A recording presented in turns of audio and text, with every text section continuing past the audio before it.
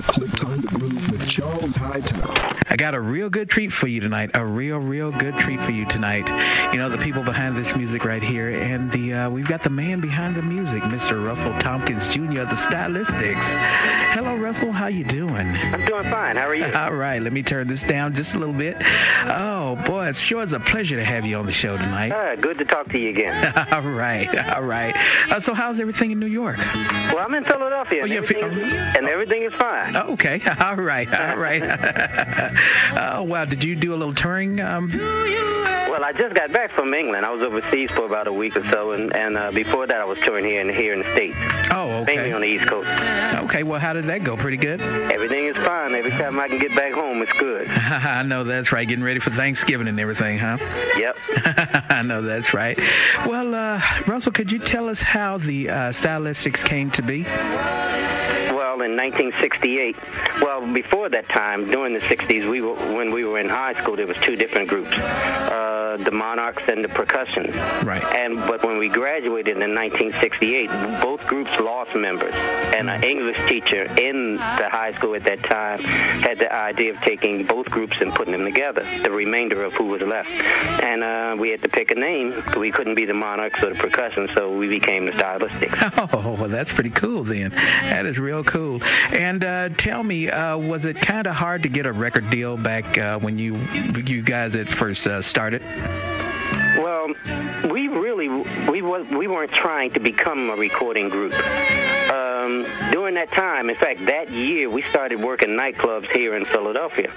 And at the age that we were, we really didn't know if we wanted to do the same thing as the other members had done, go back to school, or either go into the service, or, try something else in life.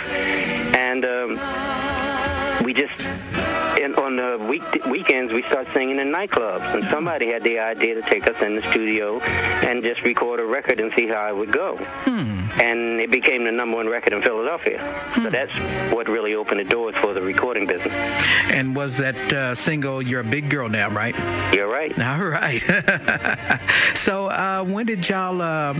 When did you go to Alco Records? Well, right after we did "You're a Big Girl Now," we did it on a local recording company here in Philadelphia called Sebring Records. The people in the record went down the turnpike, so they went to New Jersey, then they got to New York. And we played the Apollo Theater, and the people in New York heard about us, and they decided to pick us up on a contract. And they sent me to Tommy Bell. And that was the start of all the really major hits, and we had took the songs up a notch. Right. And I was reading your bio, when you had went to when Avco introduced you to Tom Bell, and he kind of heard you. He was a little disappointed, but he hung on in there and worked with you. Well, I didn't know about him being disappointed. I read it in the bio, and I guess it was just kind of a misprint. Well, I heard that myself. As I said earlier, singing to me was something that I did on the side. I was trying to get a job. I was trying to do other things because I didn't know if music was going to be a business for me. I understand. So when Avco told me to go down to sing with Tommy Bell, I didn't look at it as though I was auditioning for somebody.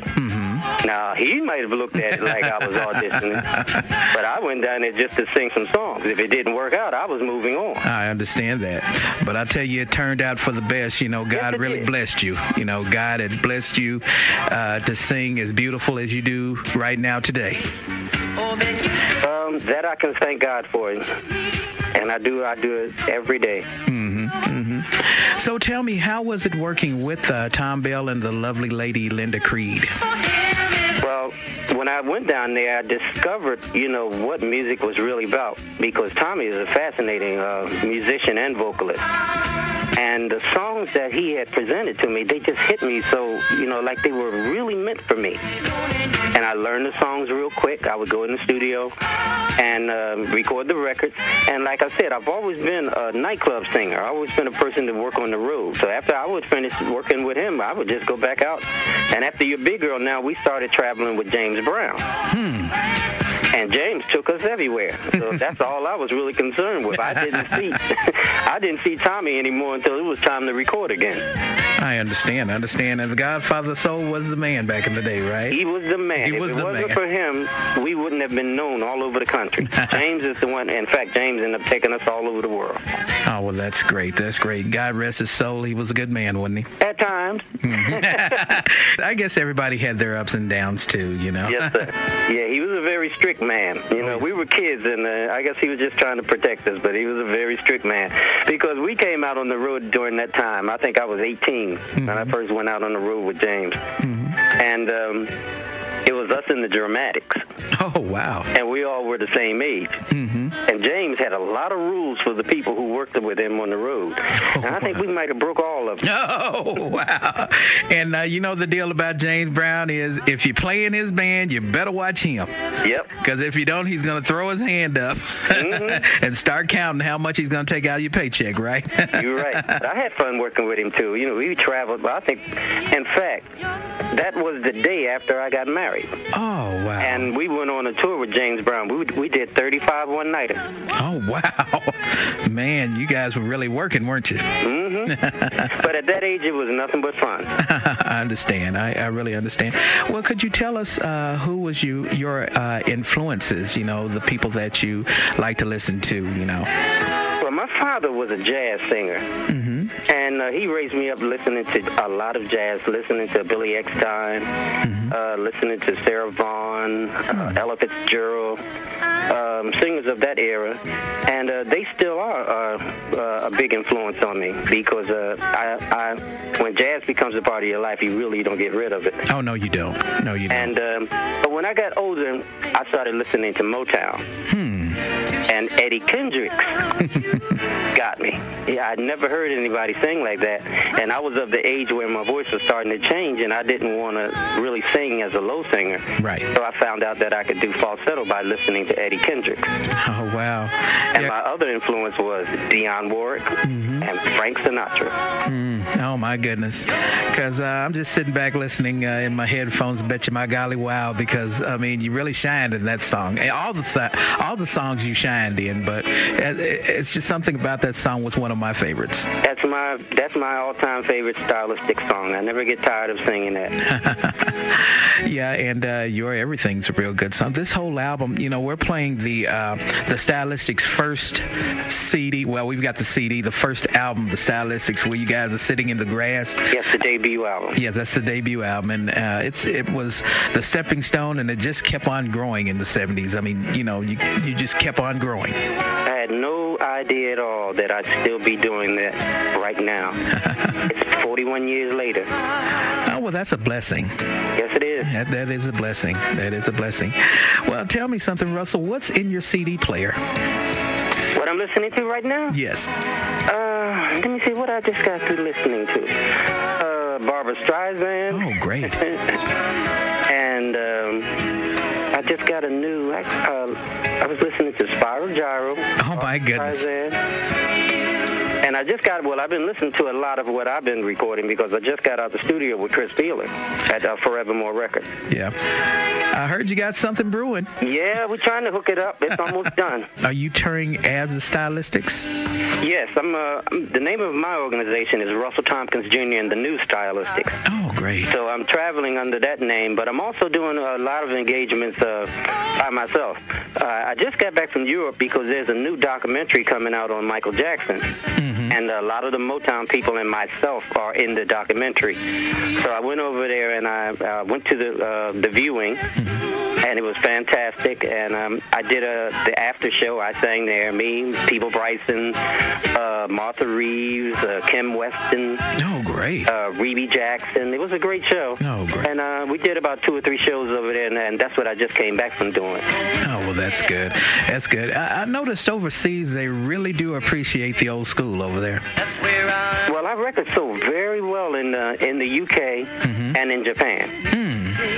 Okay. I was wondering, did you ever do anything with Van McCoy? Because he was on the AFCO label, too. Oh, he was my producer from 1974 to 1976. Oh, okay. I did about 4 albums with Van. Oh. He did my Let's Put It All Together album. Mm-hmm. I can't remember the other 3 right now. But I did about 4 albums with Van, right before he was doing The Hustle. Oh, okay. Because I had the #1 record, double platinum album of Can't Give You Anything But Love in England from Van McCoy. Oh, wow. That's pretty cool then, Mm-hmm. That's pretty cool. Because he did The Hustle, and that was a good album. That was a real good album. Yeah. Can't Give You Anything But Love was on the same vibe as his Do The Hustle. Oh, was it? And after we got double platinum in England, I knew that his album, that Do The Hustle, was going to be that great. Mm-hmm. But Can't Give You Anything But Love didn't do well for us in the United States, but The Hustle did well for him here. Right. Yeah, because I remember in '75 when that came out, it was just a feel-good dance song, just a real good feel-good music, Mm-hmm. And Van was a excellent producer, writer, arranger, singer. I mean, I went from one great producer to another. I was very lucky to work with both of them, Tommy and Van McCoy. Yeah, I mean, it was a blessing. And then, did you ever play with MFSB? Well, I know all of them. I was raised up with a lot of the guys that played with MFSB. Mm-hmm. And they were the musicians that played on the first 3 albums that I did with Tommy Bell. Mm-hmm. Then I got a chance to work with the remainder of MFSB when I signed in 1980 to TSOP Records with Kenny Gamble and Leon Huff. Uh-huh. Back with Tommy again also. Oh, okay. And I got a hit with them with Hurry Up This Way Again. Oh, yeah, I remember Hurry Up This Way Again. And wasn't it one that you had made in like 78? It was called First Impressions?